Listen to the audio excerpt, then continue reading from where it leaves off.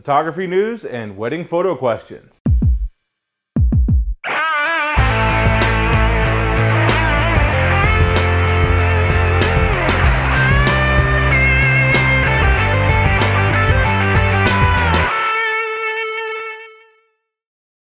Hey everyone, Greg Cazillo from Cazillo.com. Welcome to Keep Shooting Monday number 58.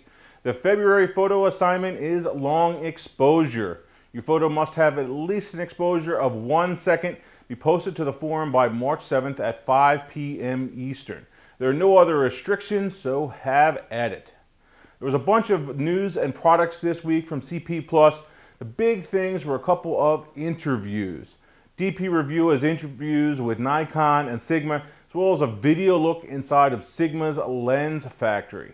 In the Nikon interview, they talked about how they are working to optimize their cameras for videos and stills. Another interesting point is how they reminded us that their 55 years worth of lenses can be used on a brand new digital camera today. One quote from the Sigma interview was, "I'd like to do something amazing, something to make customers say, wow, that's my real motivation." And I'm not sure who that was with. It's in the interview. You'll see who it was, what the guy's name was that said that quote. But I also like the fact that they are a family company, which is something that I definitely did not know. There are some rumored specs for the new Pentax 645 D2 medium format camera. The specs are a 40 to 50 megapixel sensor, 3 frames per second shooting, max ISO of either 102K or 204K, live view mode and video mode, and USB 3 support for tethered shooting. At $10,000, this is an interesting camera, and I believe it will push either Nikon or Canon to start development of a medium format body. Lately, Canon seems to be focusing on their new cinema cameras, so I'd say more likely it'll be Nikon. One more item for today is the camera store's review of the Fuji X-T1. Overall, they seem to like the camera and went over the major features.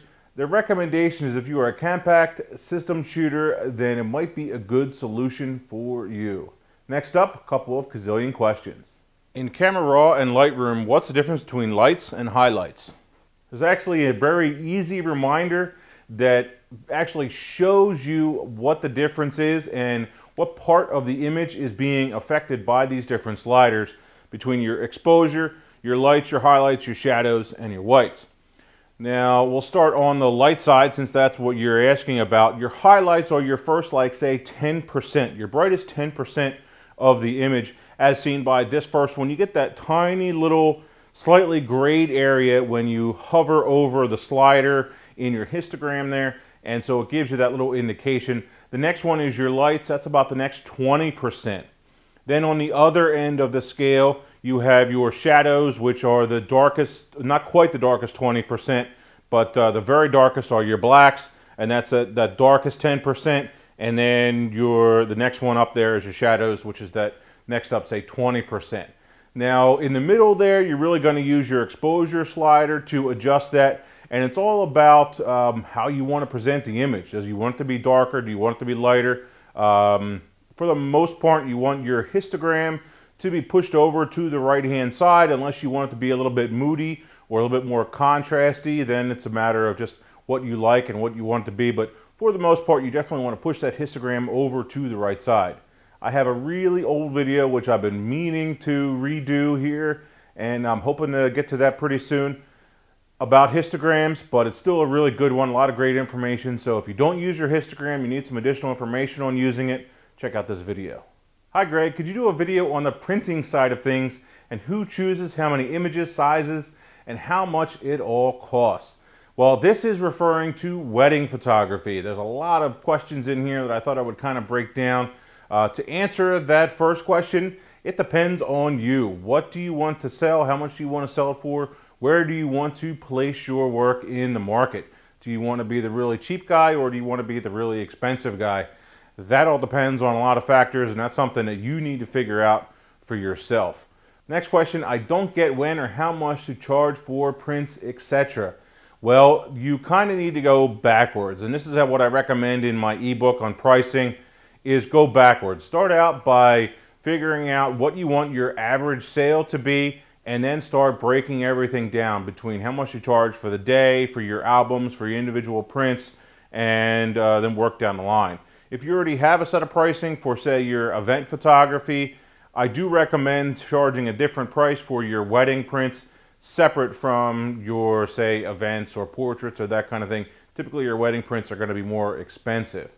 Next question, I'm also confused for if the bride chooses a certain amount of images. How will I know that they have what they have cost until I've spoken to the printing supplier?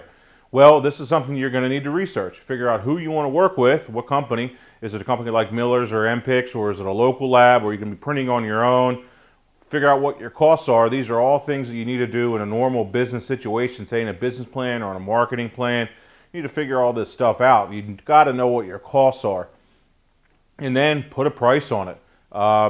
Again, working backwards is the best way to go. But figure out who you want to work with, get some tests from each of them, and then look at those pricing and set up those pricing for yourself. Lastly, do you frame any prints or do you do CD slideshows? Yes, I do frame prints. I offer that as an additional service. I do mark it up a little bit. Once again, as I talked about in my ebook, I definitely add that on as additional service and try to make a little bit more money from that. As far as the CD slideshows, once again, those are additional. Sometimes I will actually throw those in on certain packages, or if I need to sweeten the deal for some reason or kind of push them over the edge, I'll add them as a freebie sometimes. Really depends on the client or what's going on, and you know, a lot of different factors. But yes, I do sometimes do them, but for the most part in my base set of packages, a slideshow is additional. As far as the slideshows are concerned, they are typically like 100 or 150 photos, and I try to limit them to no more than, say, 5 minutes long. Some other thoughts that I had, and I mentioned in the past, make sure you're not giving out anything more than 300 prints. I will give them in an album, an actual printed album with a watermark on each of the 4x6 prints, since they are what I consider to be a proof print. They're not a final image. But I will put them in a final book with up to 300 of them in that book. Anything more than 300 is just way too many. If you're putting out, you know, 500, 600, 1,000, it's just stupid. You're putting out crappy work at that point. You're just giving them images just to give them images instead of being, basically you're being lazy and not going through them and calling through them and giving them the best ones. You're just giving them all to them and letting them decide. Well, you need to do the extra work and not be lazy and pick the good ones. Say, even if you got it down to 250 or something like that, that's still a much better number than 500, 600, 1,000. It's just way too many images. One more note that I thought I would mention is in the albums, I typically do about 50 or 60 images in an album. Once again, it seems to be a good number. You get about 15 to, say, 16 or 17, maybe 18 pages, depending upon how many big images you have. And that's typically a good length, and it's not too overly expensive. So any additional questions about the wedding photography packages, please ask below in the comments.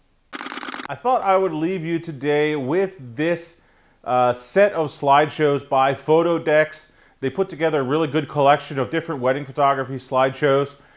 Some of them are better than others, and I think you can really see, and as you start going through them, give you a really good idea for your wedding photography slideshows, what is good, what is bad, if they're too slow, too fast. Personally, I get bored quickly, I think, with a lot of those slideshows. So if they're going a little bit too slow, if the timing is a little bit too slow, if the transitions are too slow, if it shows a single image for too long, I like to move it along a little bit quicker. So that's more my style. I don't like the real slow ones. You know, I like a bit faster paced music, keep you interested in it. Again, 3 to 5 minutes is a great amount of time.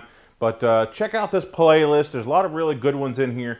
And this Photodex software is actually software that I use to create my slideshows. And I created this slideshow a long time ago with that same software.